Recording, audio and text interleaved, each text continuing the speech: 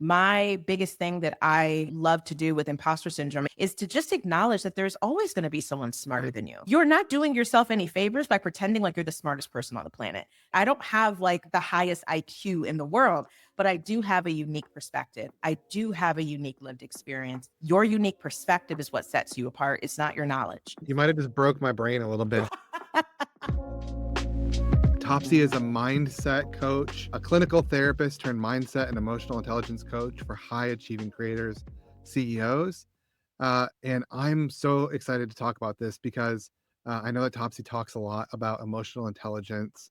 We've been talking a lot all day about the power of empathy inside a business. So I'm excited to welcome Topsy to stage today for our final session. Topsy, nice to meet you. How are you doing? Hi, it's so nice to meet you. I'm doing so well. Do I pronounce your name Daryl or Darrell? Yes, Daryl. Yes. Daryl, awesome. Thank you so much for having me. Cool. All right, Topsy, give me the 30-second version of like people who don't know you yet. What do they need to know about Topsy and about what you Okay. do?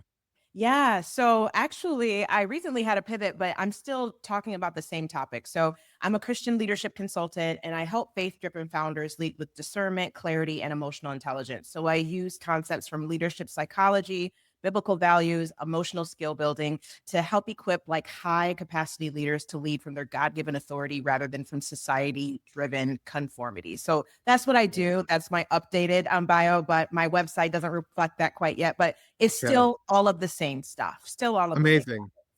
Okay, so we've been all in mindset all day long. Okay. It actually feels like the number one blocker for so many people who are wanting to get started and their creative journey. Yeah. What do you feel like is the number one mindset blocker for people who are like wanting to do Mhm. something but then aren't doing it, or wanting to get started but aren't getting started? What do you kind of think is happening here? And I know it's a loaded question on No, this purpose. is good. No, I think that there's a few things. I think that perfectionism is one of them. So they Yeah. think that they have to have it all figured out. They think that it needs to look a certain way. We often like, I call it like we just make things up in our mind, like, oh, it needs to look like this because I saw so and so's look like this, not realizing that that person has been in the game for so long and they have built that brand equity, right? And the resources, they have the financial resources to be able to do that. And so I think perfectionism is one of those reasons because we just make up these like barriers and these constructs of what we feel like something has to be perfectly proportioned to and look like in order for it to be worthy and in order for it to be enough. I definitely also think the overthinking is a big thing, and that goes along with anxiety. So I think that the anxiety is actually a silent driver for a lot of business owners and why it is that they might struggle to pull the trigger on something that they know is supposed to be in the world. It's that fear of what if it doesn't work out, you know? What if my, I don't know, somebody from high school sees it and they laugh at me? Like, what if my clients, don't really agree? What if I get pushback? What if I get haters? What if? And so that can be also become like the primary driver that ends up dictating whether or not you take action. And so anxiety, perfectionism. I also think self-sabotage. There are a lot of people out there that just feel like, you know what, like this could actually work out really well. And those people tend to have like a really high sense of self-esteem, but then they also have a fear of failure. And so they're like, what, like this could actually work out, but what if I can't handle the pressure? Like, Yeah. I actually do think that this is a really good idea. I know for a fact that my work is in demand and my expertise and my value is in demand, but I am just not quite sure whether or not I'm going to be able to handle all the responsibility that comes along with it, the money, because look at so and so. They got to this part, they got to this point in their career and they ended up crashing and burning, or they got ripped to shreds on social media. And I don't want that to happen to me. And so that's also the self sabotage that can creep in. It's the fear of success. It's, I don't know if I trust myself to be able to steward the Yeah. success that I'm being given. So those are like the top ones that just like come to mind. That's amazing. Okay. Perfectionism, Hmm. the overthinking, and the Yes. self-sabotage. Okay. I want Yes. to I want to dive into each one of these a Okay. little bit. Hmm. Okay. So perfectionism. I think there's a lot of people here. We were talking to Dan Go earlier today, and it's like if you, like, were to see yourself as a child, like, you would Yeah. never make fun of a child who's learning to No, ride a bike no, when they fall down or whatever else, you would treat no, them a little differently. We don't treat ourselves that same way. no, no. Think about perfectionism. What how do we overcome that fear of, like, Yeah, I can't be an expert today, or I can't make it perfect today, and there's a gap between yeah, what I want to yeah. accomplish and what I'm able to accomplish? So I think that something that I think has become really powerful, like not only in my life but in the lives of like my colleagues, my friends, is to really think about the fact that when you are hesitating on putting something in the world that you know is whatever your higher power is, that has been given to you, right, by your higher power, you're almost spitting in the face of your higher power. It's almost like this, you didn't know what you were doing when you gave me this responsibility. And so I think that that is one shift that it can seem really extreme, but it's actually the ultimate disrespect, right? When you think about it as you have been equipped with this gift, how dare you think that it's not worthy enough to be put in the world? How dare you Yeah, deprive Susie in Idaho from being able to experience what it is that you have been given that she doesn't have? She is waiting for your perspective. She is waiting for your product. And so I think that one of the ways to really move through perfectionism is to go outside of yourself.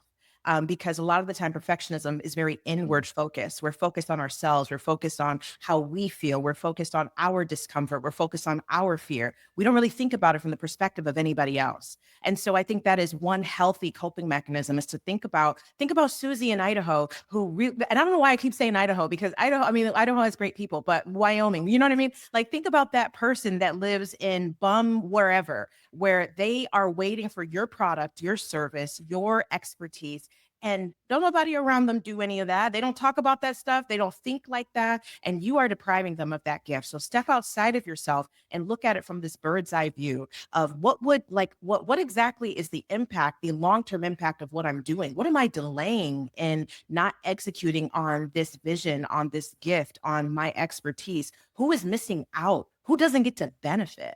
That is yeah. also a really good question. Who doesn't get to benefit, or who benefits from me not doing this? So I think with Mm, perfectionism, that's also a really good question, is who benefits from me doing this, and who doesn't benefit from me doing this? Because I think that when you think about it from who benefits from me not taking action, you think about the competitor or the person, because I believe that our gifts don't just belong to us. I believe they belong to God, right? And so he's going to put that gift inside of someone else. That person's going to come out with that idea that you had in your mind, right? We see it yeah, happen all the time. How many times have we been like, actually, I have a solution for this common everyday problem, but I don't have the money to put it. And for whatever reason, you see someone else come out with that, right? yep, Our gifts don't belong to us. And so when we yep, can think about who benefits from me not putting this out there, who's going to be the one to pull the trigger? Who's going to be the one to have the courage to do it? And you might have just broke my brain a little bit. So, like, that, like, who benefits from me not doing this is, like, probably nobody. yes, yes, Probably yes, nobody. Who probably no, benefits from me not doing this? It's so interesting to me. It's like, isn't it? It's 'cause almost it's like it's like my hater probably is actually gonna not think about me, like, 3 seconds after they say something to me. They're like, I'm probably out of their mind. They're worried about yeah, themselves. But it's like, yes, nobody is benefiting from me not doing this, but a lot of people are not benefiting from me not doing yes, this. yes, And 100%.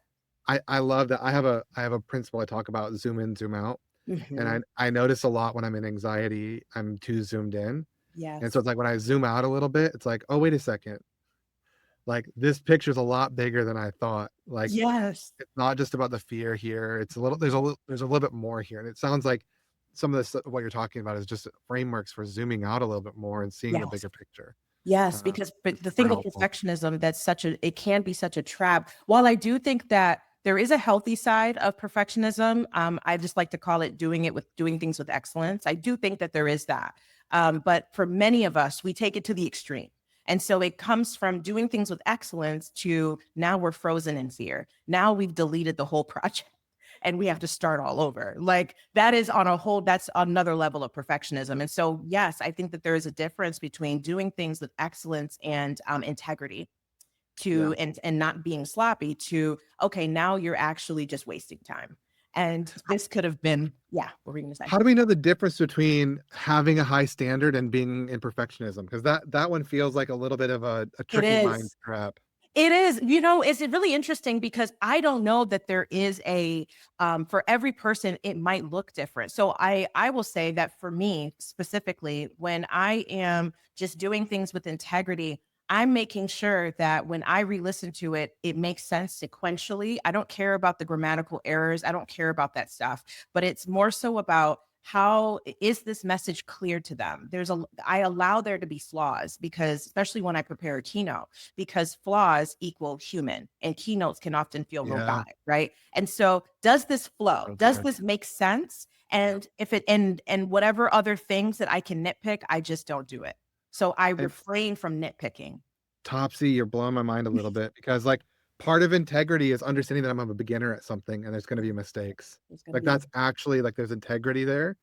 It would be disingenuous or out of integrity if I was acting like I was an expert when I'm just getting started. 100%. Yeah. My first keynote, well, it wasn't a keynote actually. It was just a session that I had. This was some years ago. It is absolutely horrific to go back and watch that but I said it to them. I've never done this before. Hmm. And do you know the grace that I was given? Do you know like how like I had all my friends and family log on to watch it remotely? I don't know why I had the courage to do that, but I was like, watch me screw up in front of all these people. And I still won't watch the whole thing, but I was like, I'm not gonna go up here and pretend because number one, you're setting yourself up for a lot of embarrassment after because you're pretending to be something that you're not. And I feel like you keep it real, people have so much more grace for you. And Yeah. if you're worried about feedback, start with that thing that you are the most insecure about, put it out into the atmosphere because it Yeah. takes away the power. The power is then taken away from what you most fear, right? So when I do a workshop, all those things, hey, like this, I'm like transparent about some of the things that they might see that maybe I didn't get to, but I saw last minute. People appreciate that humanity. Be human in all the things that you do. And you're going to see that people will flock to you. They will flock to your product, your service, etc., because you are honest. Yeah, that's so good. That piece of integrity is so key. Is like, I think sometimes we're like just getting started, but we have Ira Glass talked about this many years ago. It's like Mhm. as an artist or a creative, it's like your taste might be up here, but your Yeah. ability to execute might be down here. Mm, And that gap is kind of painful. And yes. it's like if we don't allow that pain to exist in the midst of that gap, like, ooh, I can see that something is this good, but I only have the ability down here. If we live out of integrity with that gap, like Yeah. all we're doing is we're lying to ourselves and we're lying to everybody else. And that 100%. integrity is super important. And that's what causes imposter syndrome. Yeah. Yeah, exactly right. Okay. So number two is overthinking. Yes. Talk to me about overthinking. Yeah. So I think the overthinking piece comes from believing that you have the power to make something more perfect than what it already is.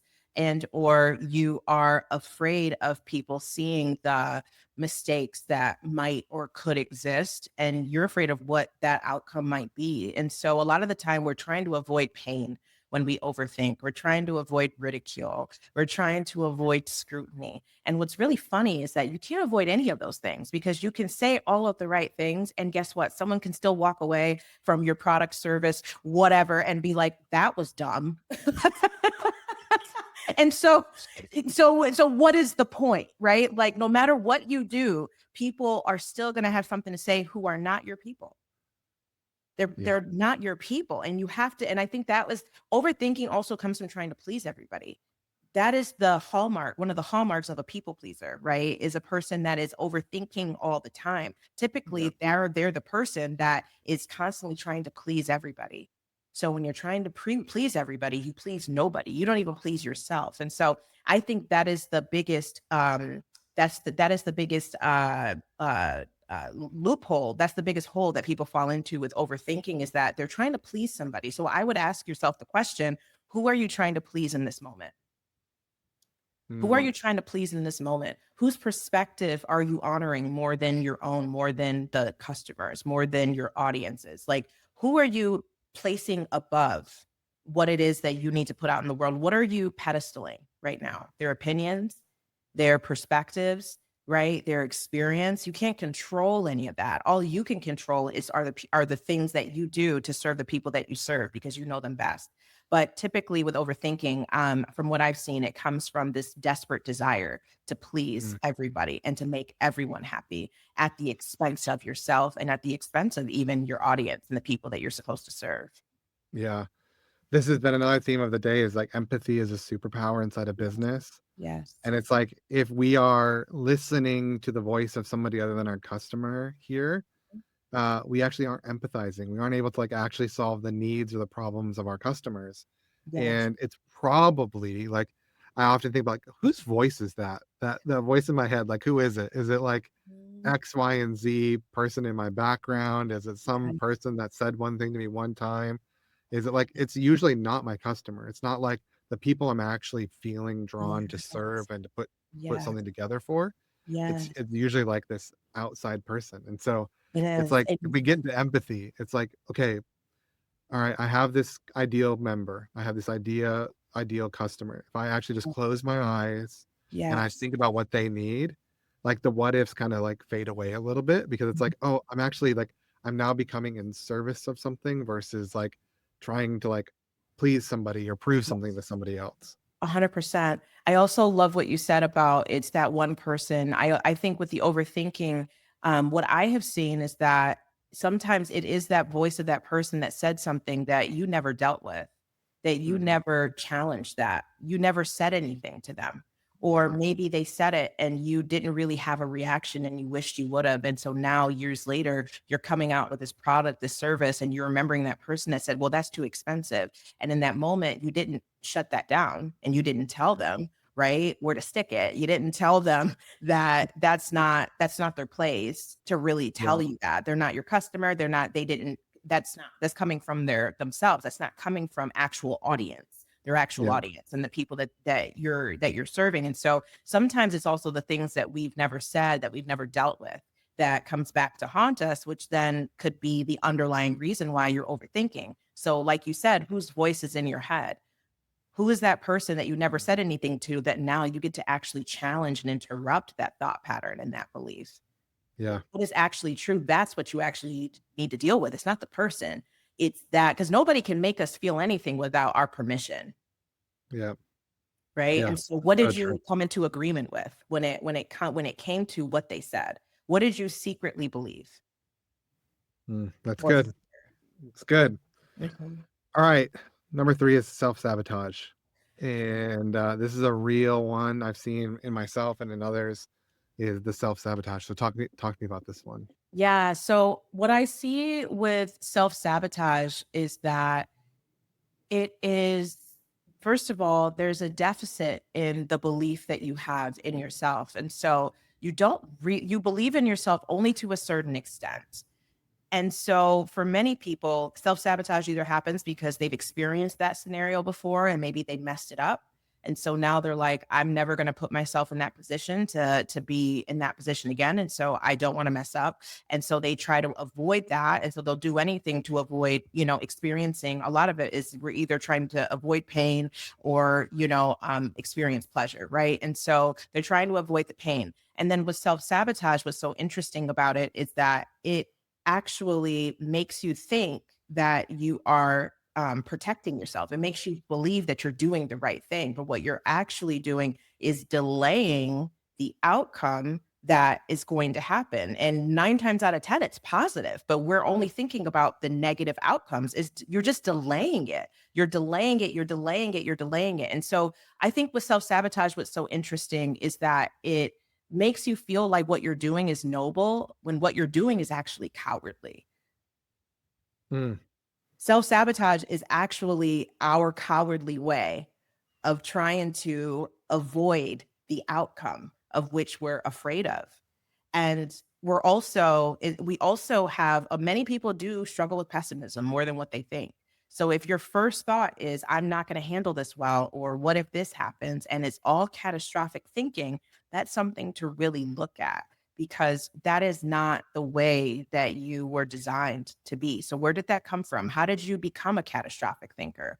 Why is that your go-to? Why isn't your go-to? This is going to work out well. I have the resources and the people around me to help me navigate this, and I'm going to be fine, right? Yeah. Why did you come into agreement with this belief that this was going to end up terrible? Where is that coming from? And so sometimes self-sabotage is the coward's way out, right? And it sounds harsh, but when you say that, hopefully it brings this sense of relief that there's something you can do about that. Like, oh, okay, what am I trying to avoid?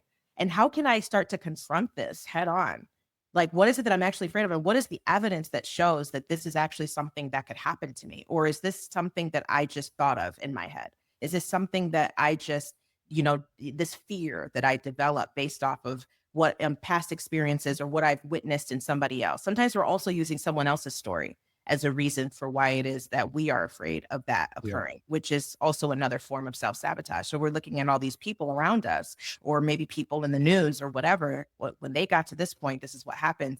I don't really, for a lot of people, it's like, I don't want to make a lot of money, right? I don't want to make a lot of money because I see what happens when people make money, Yeah. right? People become bad people when you make a lot of money. They become evil. Yes. They become everything else. Yeah. Yes, and you completely discount the people who have tons of wealth and have done such amazing things. I mean, Melinda Gates is one example. She's doing amazing things with her billions of dollars, and that's not something that you see a whole lot talked about, but it doesn't mean it's not happening. Yeah. Just because you don't see it doesn't mean it doesn't exist. Yeah. Yeah. And That's so good. I think that that's the thing about self-sabotage that we have to be mindful of is what are we avoiding? What are we trying to not address that we need to address so that we can feel comfortable with success? Yeah. It's good. Okay. You've got a couple of sayings that I want to kind of dig into a little bit here. Yes. One is feelings are not facts. Oh, yes. Oh, you guys did your homework. That's funny. Yes. Okay. I always Because say that. because they sure feel like facts sometimes. Oh, they do. Yeah. And I also think there's like maybe a cohort of people are like, well, yeah, but like I don't know what I'm actually feeling, or like I thought I was supposed to be paying attention to my feelings. So like talk to me a little bit Yes. about the feelings aren't facts, and like Yes. especially on the way of like trying to achieve something Yeah. in this world of space. For sure. So it's really interesting. So it's funny because I started saying that like so many years ago. Obviously, I didn't come up with that, but I heard it and it really stuck.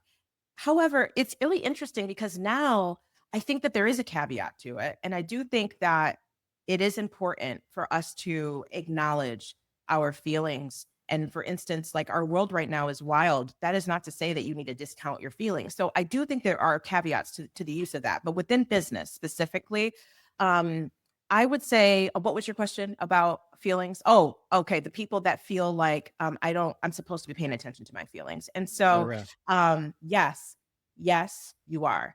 So, where I was coming from when I first started saying it and adopting it for myself, and what I believed is that it's important to acknowledge your feelings, but also interrogate your feelings. Mm, Also, not automatically make your feelings the absolute truth because there's a lot of nuances that occur, right? So you might have the feeling that, oh my gosh, I am nervous that I'm not going to have a six-figure year because last year I didn't have a six-figure year. The year before I didn't have a six-figure year. So that is a really prime example of just because that happened last year, why would that mean that that is going to happen this year? So when you talk about the feelings are not the facts, look at your feelings as information. They're just information. So when you look at your feelings as information that you then can decide what to do with it, there is power in that because then you're not allowing your feelings to dictate the way in which you respond. So I would say look at your feelings as information. Just use it as information. Like, okay, I feel this. I feel this discomfort. I feel this fear. I feel this, anger. I feel this nervousness. That is fine. You're allowed to have all of the feelings, right? But then interrogate it. Then, okay, why do I feel this way? What is the evidence that supports why I feel this way? What is the absolute truth in this moment that is non-negotiable that I am going to buy into now as a result of these feelings? Because you cannot say that because last year you made this amount of money that means this year you're going to. You don't know that yet, right? The year is half over. There's a lot that can happen within 6 months. And so it's more so about not allowing for absolutes to be the dictator of how it is you measure the success that you experience or how you limit the success you experience. And so your feelings not being the facts only means that you need to take your feelings as just information that you then interrogate and decide whether or not that it's absolutely the truth, or if it's something that you get to shift your feelings around. Because we also Mhm. remember, with new information, we shift our feelings. Feelings are fickle. That's the other thing I was going to say. Our feelings are fickle. We feel this way one day about the world, and then we feel this way the next day about the world, right?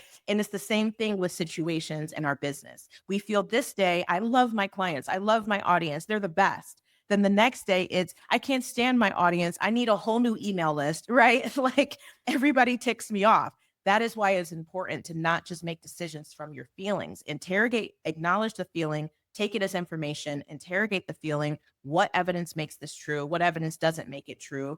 What evidence for or against what it is that what it is that I am believing right now? And then what action am I going to take from this interrogation? So Mhm. it's taking action from an objective place, from a place of groundedness, from a place of feeling anchored, from a place of not feeling emotionally dysregulated, and just allowing yourself to take in that information and then make a quality decision based off of the facts. So that's what I would say now about the feelings are not the facts. Yeah, it's so good, and it's so hard to do, right? Because, Yes. like, so I wanna get a little practical on this because I think that there's a lot of people who have listened to all the sessions today who are like, "Yeah, I get it," Okay. and all of a sudden there's like, "But XYZ, you had this that I didn't have," or one day I'm, like, so inspired to go do a thing, and the next day I'm like, "I don't have what it takes, I can't do it anymore."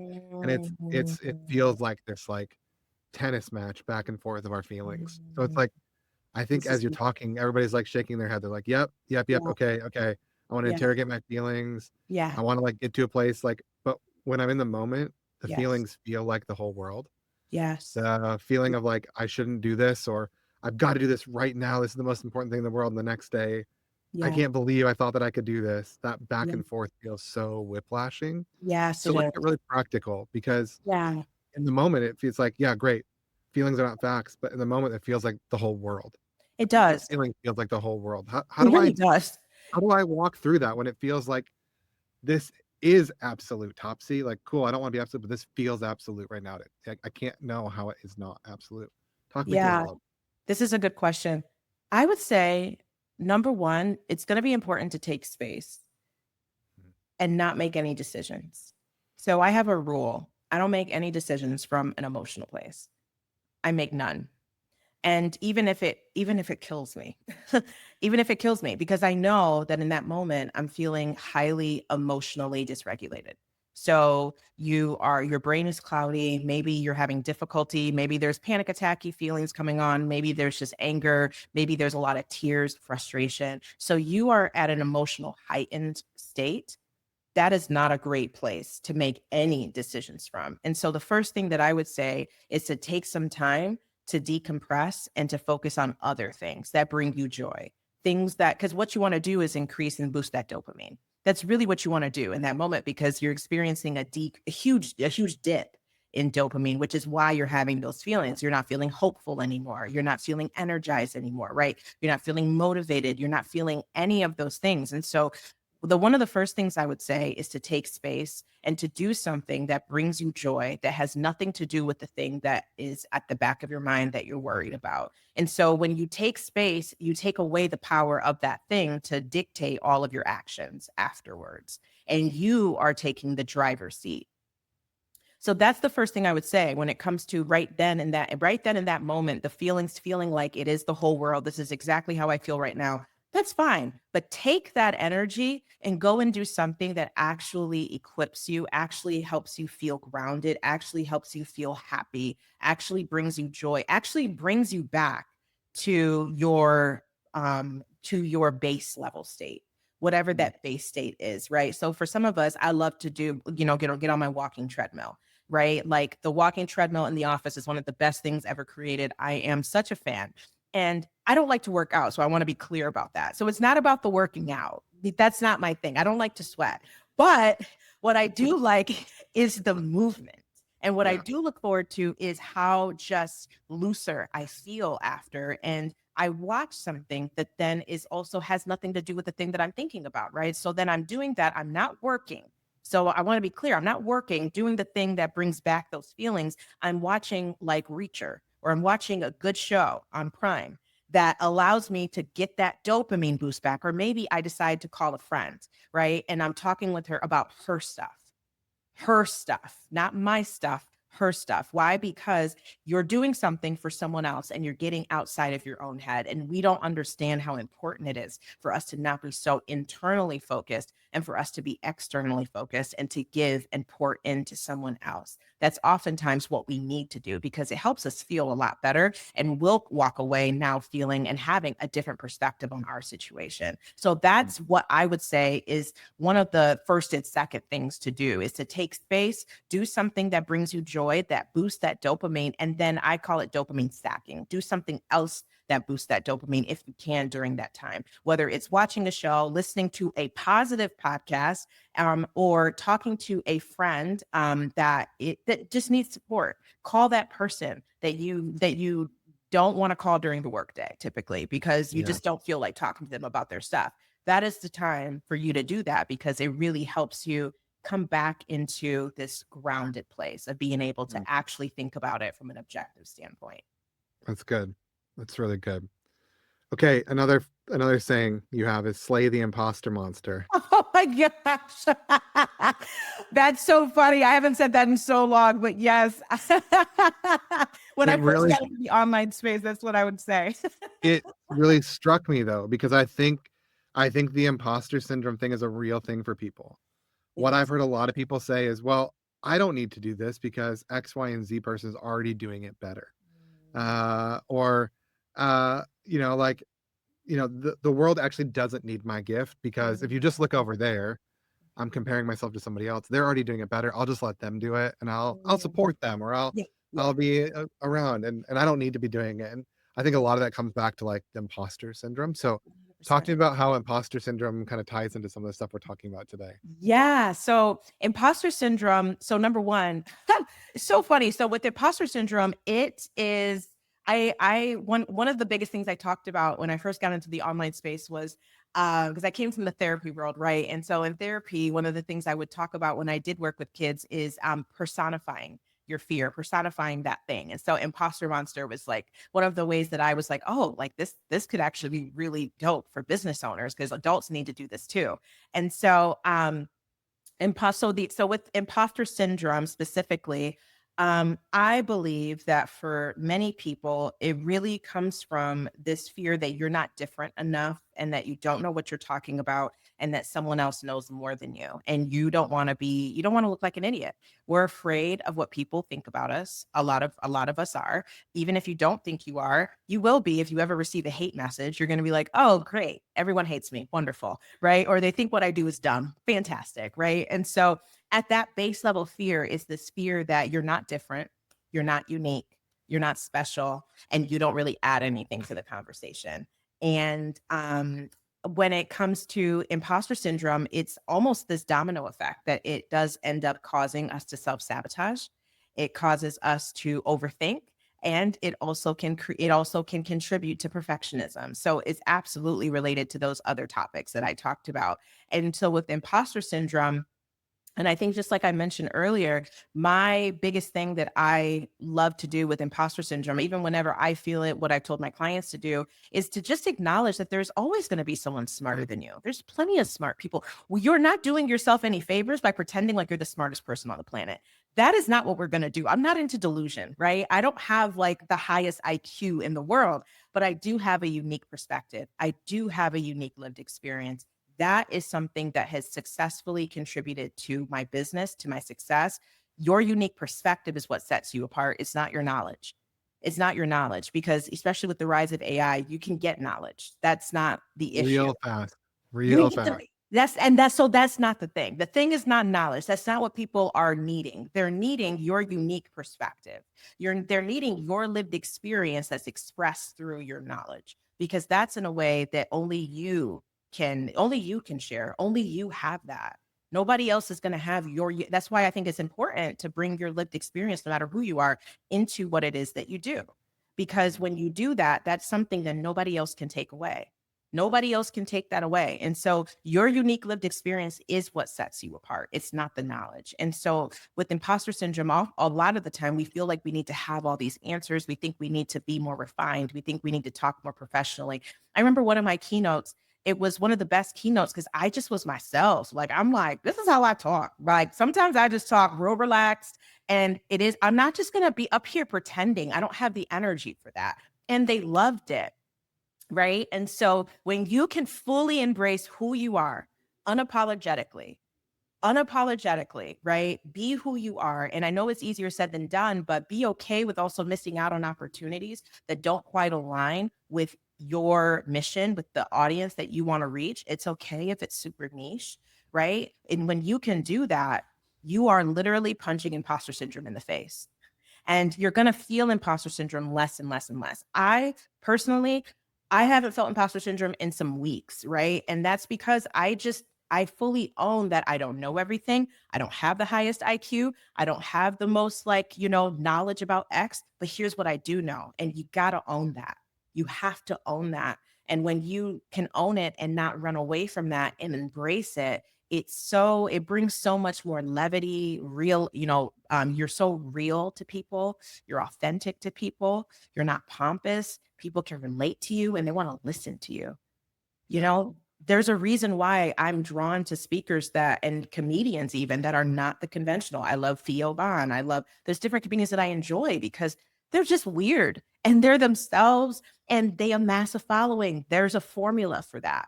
And Yeah. it's through just being yourself and finding your people through that. It's the same thing. Sally Hogshead has a quote that different is better than better. And I think that's key here, right? It's not about being the best at something or being the most knowledge. It's about being yourself, about Yes. like finding it allow like being different allows you to be yourself in a way Yeah. that being better doesn't allow you to be, Yes, right? bro. Yeah. And I think that's super, super huge here. So okay, burnout. I wanna talk about burnout because, like, the rise of burnout in this creator Yes, world is significant right it now, is. and I think that burnout is connected to some of what we're talking about here today. But Mhm. give me your thoughts on burnout. Give me, like, if I'm feeling burnt out or I'm feeling worn out or I'm feeling like I don't know how to muster the energy to, like, show up to do these things. Talk to me how Yeah. it's, like, connected with some of this stuff. No, this is really good. So, what I have found with burnout is that it often is paired with over delivering. So, that's what is so interesting to me is that if you really look at, and now obviously there's always nuance to things, but for the most part with burnout, I would say even to your corporate job there's a lot of over delivering that happens. There's a lot of, okay, so I come from the social work world, right? I left the social work world, like the formal social work world and case management, all that stuff, because the requirements were insane. Like I could never have done, and I'm a good worker. I wasn't gonna work all day, all night at home for $14 an hour. It just wasn't gonna happen. And so that was something that I realized, like, okay, this is how people start to over deliver at work. And so I would probably ask the business owner, where in your work during your day to day are you over delivering? And you know what over delivering means. You people know what that means, right? There's a difference between, oh, yeah, she went above and beyond, right? And yeah, that's cool. But at the expense of what? Because for some people, above and beyond just means that it was within their capacity. They don't end the day feeling exhausted. They don't feel resentful. They were able to end the workday at a good time, right? They're able to spend time with your family. They're not losing on anything. So I want to be very clear that when you are giving and you're giving, you're giving people like such a great experience and they walk away saying that, be careful that it's not at the expense of everything else in your life that matters too. And so I think that that's something really important to kind of keep in mind. But oftentimes what I find with burnout is there is there's a your personal boundaries are definitely flawed, distorted. And so your boundaries maybe hinge more on making sure your clients are happy or your team is paid and obviously we want to pay our teams, but I want to be clear in that you want to make sure that you're not over delivering to the expense of your own self-care, your own wellness, and you're doing it because you're afraid of whatever X outcome, because that is where there's a problem. And so really paying attention to where is it that I am looking for, my client's approval? Where's that happening in my business? Am I trying to seek kudos from my client? Am I trying, because we know when we're doing that. We know when we're doing that. We know it. And there's resentment that comes with it. And so paying attention to at the expense of what? If doing X is going to be at the expense of spending time with your kids or going on vacation on time or ending the workday on time, it's not worth doing. It's probably not worth doing. And that may not be the case in every, there you might have some instances during the week where you build that in, and that's fine because then you planned it, right? Then you planned it, but you will want to be careful that you're not missing out on these key experiences in your personal life because you are afraid of losing clients or because you are people pleasing and you're afraid that they won't want to resign and work with you. That's a big thing. And because it brings resentment if they don't, And so really checking your motives. That's what I would say with burnout is what is actually happening here? Where are you over delivering? Where are you under delivering to yourself? Where are you over delivering to your client and under delivering to yourself and your own personal life? And how do we balance those scales? And I would also say too, what is being sacrificed? What are you sacrificing right now? Are you sacrificing sleep? Are you sacrificing time with your kids? And why are you doing that? Because a lot of the time, people have this very unrealistic relationship with success. And they think success has to look a certain way. They think it needs to look like them staying up all night, grinding day in, day out, no end in sight. And that's how they're going to make their millions. And that is just not what majority of people can afford to do. And Mhm. so being okay and content with the type of success you've had, the level of success you've had, the money that you're making. I think contentment is a huge piece of the equation that people don't want to talk about because it's like, well, you're telling me I can't make millions of dollars the next 3 years? Probably not. Maybe, but what if you were to, what is that going to cost you? Like what is actually more important now? So I think with burnout is multifaceted. There's issues with contentment, money rules their lives. They're over delivering to everyone else and under delivering to themselves and their own family and their own well-being. And they're afraid of failure. And so they end up chasing after all these things that are actually costing them in the Mm. short run and the long run. So it's a lose-lose to me. Yeah, and I think the burnout comes from, like, just not being checked in on Yes. all this. So, just really practically speaking, how are we checking in with ourselves on this? How are we, like, is this something we need to do, like, monthly, or do we need to, Yeah. like, hire a therapist, or is this something we need to, like, Yeah. every 15 minutes set a timer on our phone and be like, "How am I feeling right now?" No, Uh, yeah. "Wait, I thought feelings were not facts," and so, Right, right, like, right, right. talk That's a me good through that a little question. bit. Like, how are we checking in with ourselves, along Yeah. the way here to really make sure that we're in align you said the word alignment, I think that's really key here, but how are we Yes. checking in on that? I would say it's not impractical to check in once a day. And how am I feeling? So, with the feelings are not facts. How am I feeling right now? Right? I'm feeling tired. Okay. Why is it that you feel tired? So, again, you're still interrogating. It's still the same thing. Why am I feeling tired? Oh, this client, they're demanding a lot. Are they demanding a lot? Or have you set boundaries with them?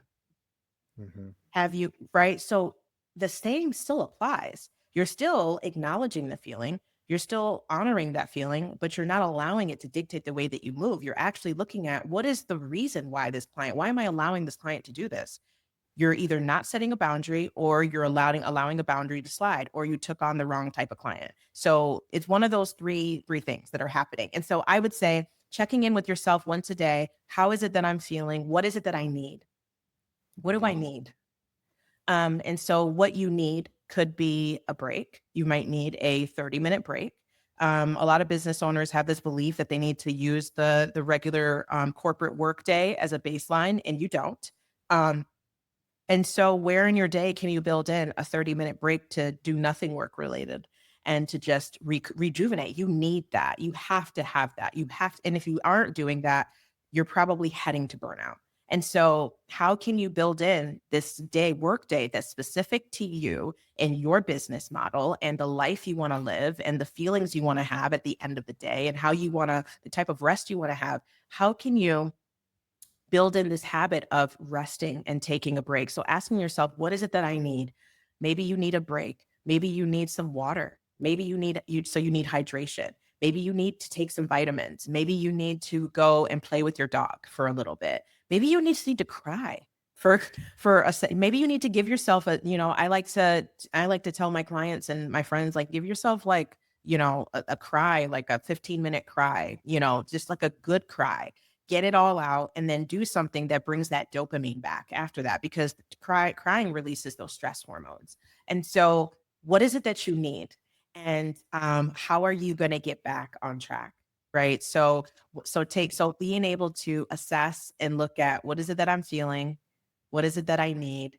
And what do I need to get back on track? Right. And that can give you that little framework of, okay, in order to get back on track, I actually need to send this client an email letting them know, hey, I cannot do that for you. It's okay if you lose them as a client. You got to be willing to lose them as a client when you do that, just being honest. And knowing that at the end result is going to be your mindset, you'll be set free just from Yeah. taking that action. That's good. One thing that I wanted, just pinging in some of the comments here earlier, Okay. back to imposter syndrome, is I think the creator world is a really unique position because a lot of times we're doing it in our personal name, and our content or our business becomes so tied to who we are as an individual Yes. or a person. Yes. How do we separate ourselves from maybe the brand that we're creating or the content that we're creating?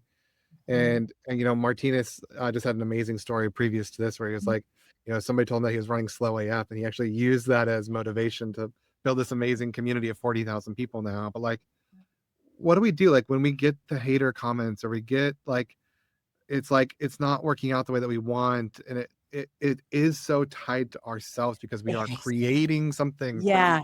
here. Like, how do we separate 100%. ourselves from all of that? No, this is good. So I would say, so here's what I love to say is that your business is not who you are, it's the way in which you are serving the world. And so sometimes we Mm, need to make that very clear, either by, I've seen people create, like their business account, then they have their personal account, right? That does take time to do, especially if you did have a personal brand, but you can do that. So that could be one way. The other way is to mind your language when you're talking to clients. A lot of the time we don't realize that we have made ourselves the business when we talk to clients. So it's instead of them booking with the company, they're booking with you, right? And so there's that language of send an email to my company email address. Like, find some ways in your language with your clients to separate you from the company, right? Because that is two separate things and our language matters. So really pay attention to when clients say, or clients are referring to you, when you're a company, right? So you're representing the company, the mission. You are the person that's the vehicle that's bringing the mission forward. Your company is bringing the mission forward. You are the individual that works for the company. mm, And so when you can have that separation of, you don't actually know me, to be quite honest. You don't know me. You know the marketing content that I put out. You know what I allow you to know me, right? And what allow you to know about me, right? What I feel comfortable sharing with you about my personal life or about what my day looks like, but you don't actually know me. So I would say, even when it comes to the hater comments, I am still like, this is very much a practice. So I want to be very clear. It's okay if it doesn't stick at first, but these people don't know you. So when you can remember that they don't know you, they don't know who you are, it is so much easier to talk crap to somebody online than it is to when you see them in person. You know how many people have said like the craziest crap to me online when they see me in person? It's like, oh my God, Topsy. And I'm like, girl, I saw that comment like a week ago. But it goes to show, right, that you're not being humanized oftentimes the way you think you are online. And so that's where it's really important to maintain that boundary. So make sure, even with your emails, the way you set up your business, there are some practical ways that, even talking to your lawyer, figuring out your business lawyer, figuring out, how can I make sure that I'm retaining my own identity and that this business is not a reflection of who I am. It's the vehicle through which I'm serving the world. mm. Topsy VandenBosch coaching is the business.